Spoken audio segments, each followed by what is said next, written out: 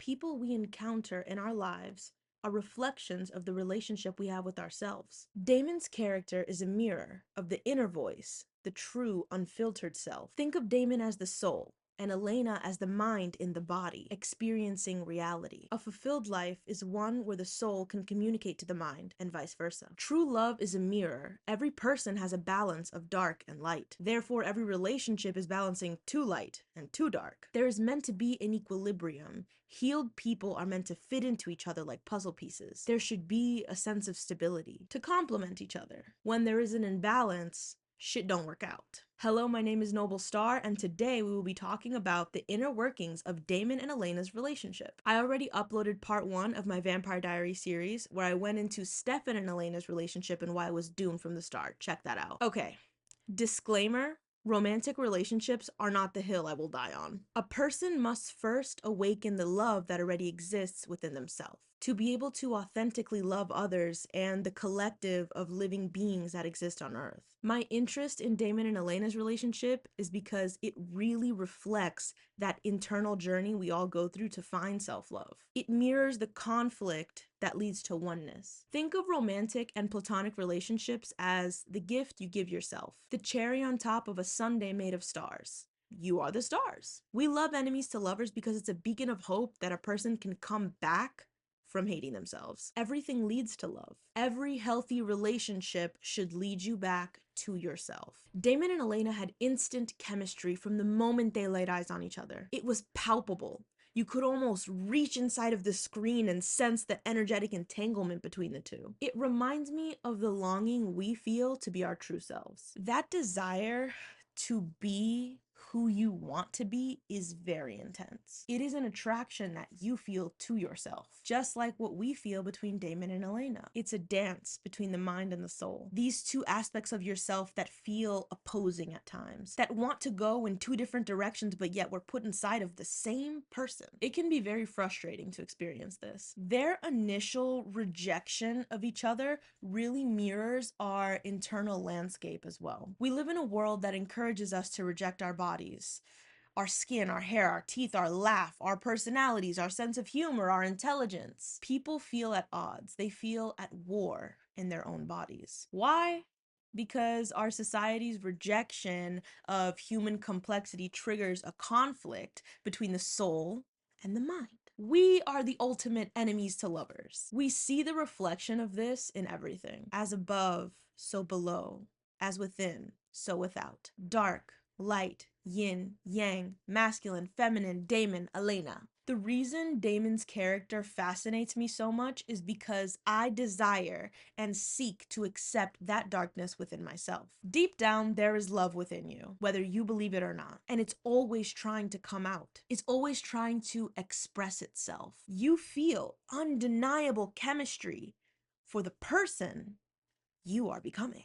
A deep, deep, full body attraction. You want it, you desire it, you want to be the person who you believe you are. And that in itself is magnificently beautiful. That part of you that you reject will always show up for you. It's the shadow aspect. Damon is the embodiment of showing up as yourself each and every single time, of living with a purpose and giving yourself anything and everything that gives you pleasure, while being open to the fact that sometimes you get it wrong, and that's okay. But that isn't going to stop him from trying and learning along the way. I can't keep searching for her.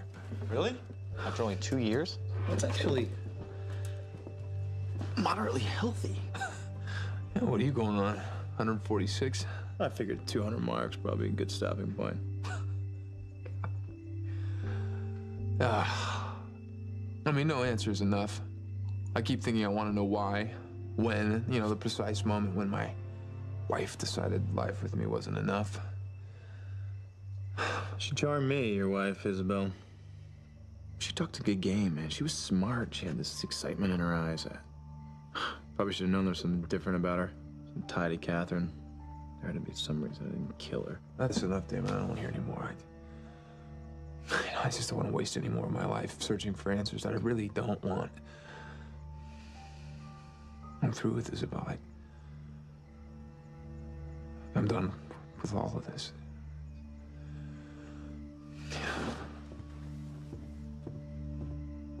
Damon accepts his shadow. He is a fully actualized person, a fully realized person, no matter what people think. This clip is an example of him listening, learning, and growing on his own personal journey. Alaric is sharing how he feels he should give up looking for his wife, Isabel. Now, Damon spent all these years looking for Catherine, only to find out she knew where he was the whole time and didn't come looking for him. He was actively going through this. This was something he was going through that was not easy, that was difficult, that was emotional. He makes this connection with Alaric. You know, they both had someone they loved that turned their back on them, someone they thought would show up for them. This is when Damon decided to finally put to rest all that stuff about Catherine. It was doing him no good, so he found a new purpose. This is literally an example of him being like, you know what? I went through this thing I cared about so much. It didn't work out, but I'm gonna move on. And I might have made some mistakes along the way, and that's okay. And I'm gonna keep going because I'll never stop trying because I love myself. I see Catherine as this metaphor of who Elena wants to be.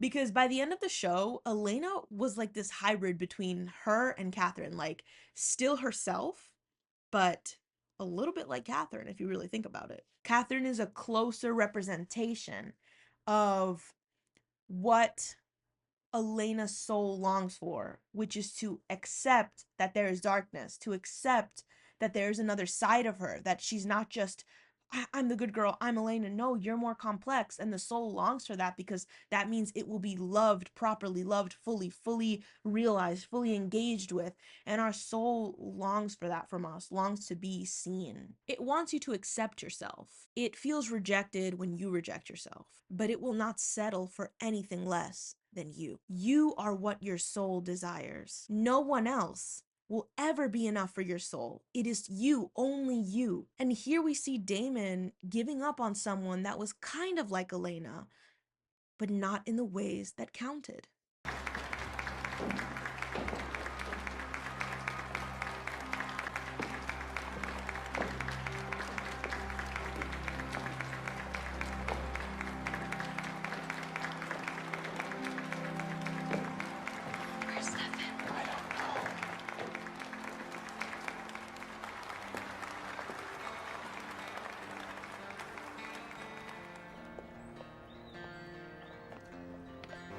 I've lost all my trust, now I've surely tried to turn it around. Can you still see the heart of me left in me?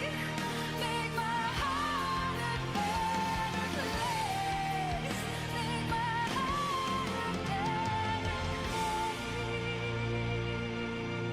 Damon shows up for Elena when Stefan is having an episode. This was a really important moment for her. You know, her mom signed her up for this before she died. She really wanted to make a good impression. It was hard for her to do it, but she did it anyway because it was important to her mom. And where's Stefan? Nowhere to be seen. And in the clip, she asked, where is Stefan? I feel like this demonstrates how people have this tendency to expect others to show up for them the way they need to show up for themselves. You will always have your back. You will always be there for you. When no one else is, you will be there for yourself. And yes, it is a big deal. And yes, it does matter. And no, you shouldn't expect anyone else in your life to show up for you in such a deep personal way that you need to show up for yourself. Like setting boundaries, telling people, no, I don't want to do this. No, I don't want to do that. You know, a lot of people, they don't know how to show up for themselves like that, so they expect their parents to, their boyfriends to, their friends to.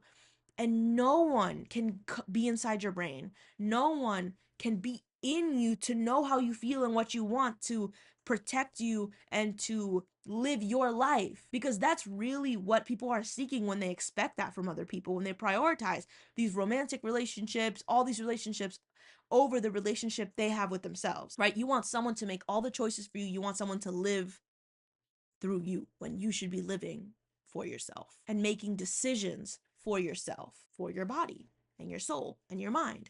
Take care of yourself, feed yourself, move yourself, love yourself, exist in this body. Do not just be an observer, a passive observer of your life. Live your life. My unicorn fell. This is not to say we don't want to live our lives with other people, right? We want to share our lives with others. But you won't find the people you're really looking for until you find that beauty, that wonder within yourself. Cliches are cliches for a reason. Most of the time they're true. A lot of people hate hearing that. You know, you need to love yourself before you can love other people, but that is really, truly, deeply the case. And it isn't until you're on that journey that you really realize, oh my gosh, I actually wasn't giving myself the space to make mistakes. And I really was projecting that on everyone in my life. I didn't even realize that when somebody else made a mistake, I would kind of really react in a way that's not okay. And it's like when you start to realize these things, you start to unpack them and you become a better friend. You become a better wife. You become a better girlfriend. You become a better daughter. You become a better everything because now you know how to love because you loved yourself.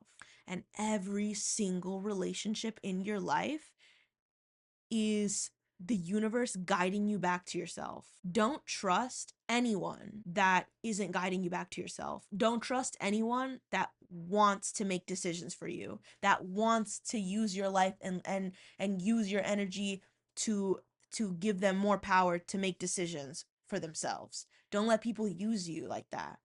Because if you're passive, you'll get used. If you're passive and you're not really living your life and you don't really care about yourself and you're just kind of gliding on you continuously and not really thinking about anything you're doing or the way your actions impact others and you're kind of just coasting by through life, you'll just end up getting used by someone else and you'll end up in a fucked up situation. It happens time and time and time and time again. Think about all the stories your friends tell you, the stories you hear from your aunts. Like, literally everything around us is literally this, what I'm telling you. Elena is so confused when it comes to her relationship with Damon from the beginning. She doesn't know what to do when it comes to him, and Stefan notices. He gets so jealous. And you know what's interesting? Damon doesn't really get jealous of Stefan in the same way that Stefan gets jealous of Damon. Because the truth is the truth, and you can't deny that. It's Damon.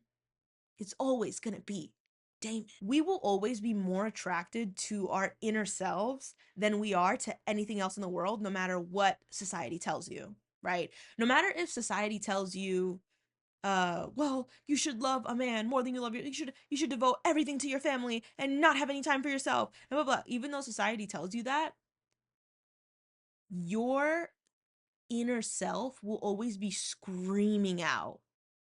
That's why that shit never works. Because you will always defend yourself. It will always come out one way or another. It will trigger a bunch of events. It will do something to scream out to you, hey, I matter. Hey, take care of yourself. Hey, I know you have kids and I know you have a husband and I know you have this whole life, but they need to understand that you matter as well. And we need to have some boundaries or some shit's gonna get fucked up. I gotta leave you. Gotta take my kids, gotta do something else, gotta figure some shit out because this is not working, period. It will always affect all of those relationships and pull us in different directions until we take that journey of self-love. But before I do, I need you to answer one question. What made you change your mind? It was too dangerous. It was too dangerous going out there to begin with, so what was it? Why are you being like this? What changed your mind, Elena? I didn't want to see you get hurt, okay? I was worried about you. Thanks. Yes, I worry about you.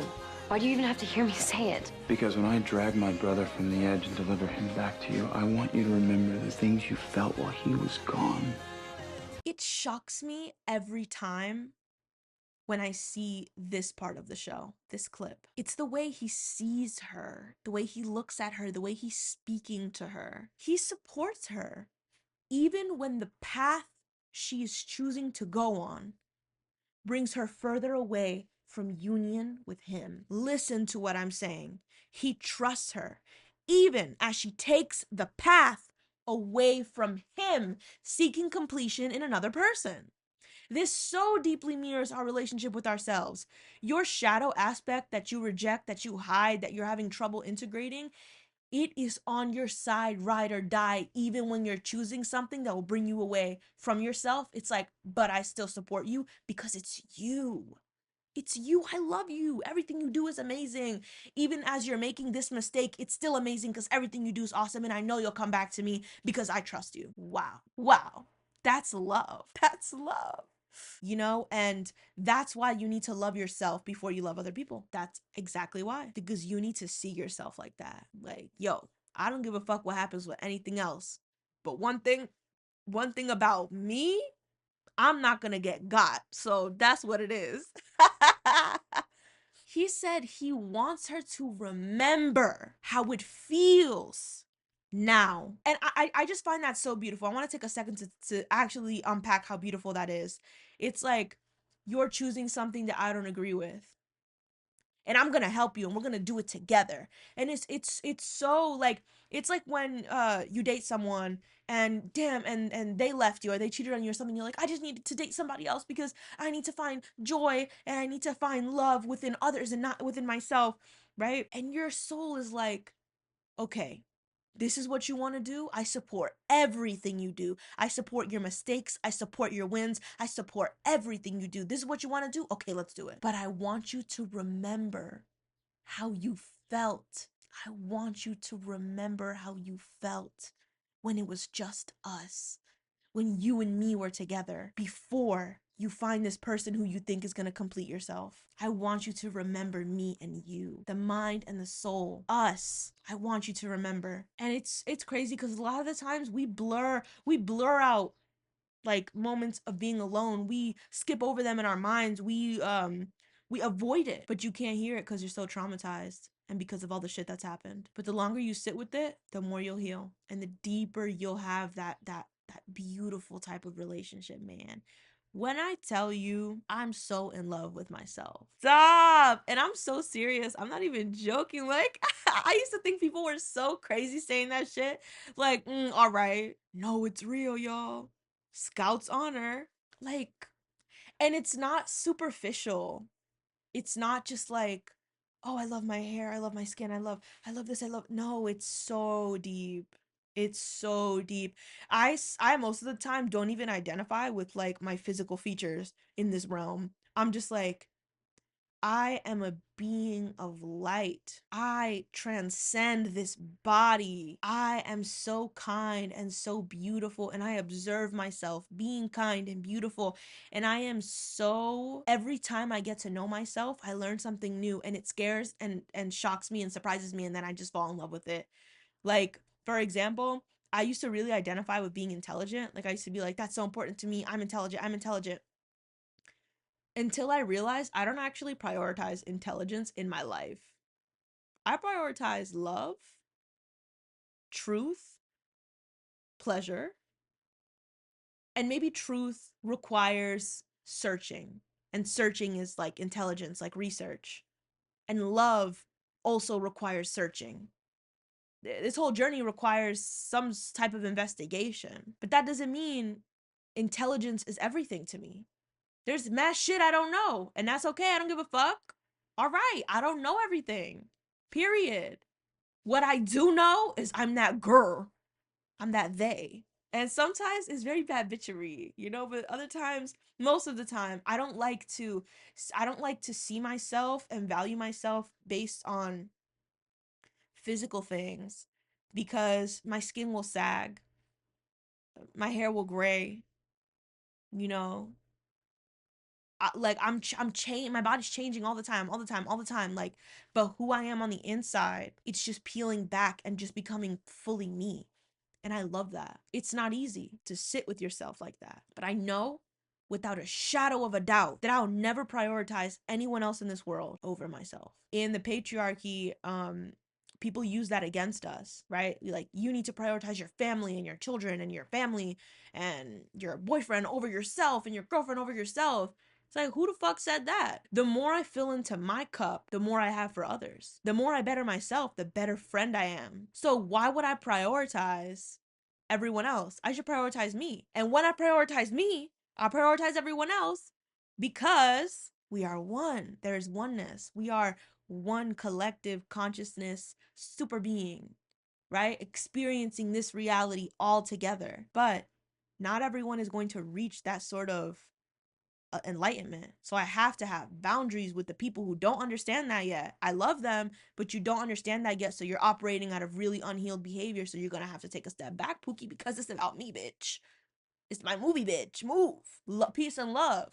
No harm to them. Our souls follow us wherever we want to go through every choice. They love us through every choice because it's us. The body they love, the being they love, everything about us. You need to think of your soul as kind of like a consciousness inside of you. And it is you, but it's also something else. And that's why it's like, if you took my soul out of my body right now, I'd be like, right? Nothing. I'd not be me because this is just a body. I'd not be me. My soul is what makes me me. And there's the you that you were before you found that out, and then the you that you are after. And it kind of feels like two different people.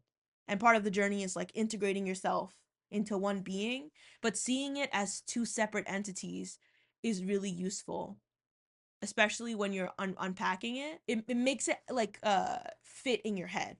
Like, okay, my soul is this thing inside of me, and I'm gonna talk to it right now, right? And then that's why it's like, oh, so it's like two entities inside of me, right? Because then there's me, and then there's like my soul, and then there's like me, the being that has lived this life for 23 years and, you know, awoke in a hospital as a baby and was raised in this culture and with this life and in these circumstances. And then there's my soul, my higher self, who has lived many lives, including this one. You kind of have to have a separation because you have to stay grounded in this world. You can't operate solely from that all the time because you'll be floating up in the air and lose touch with reality.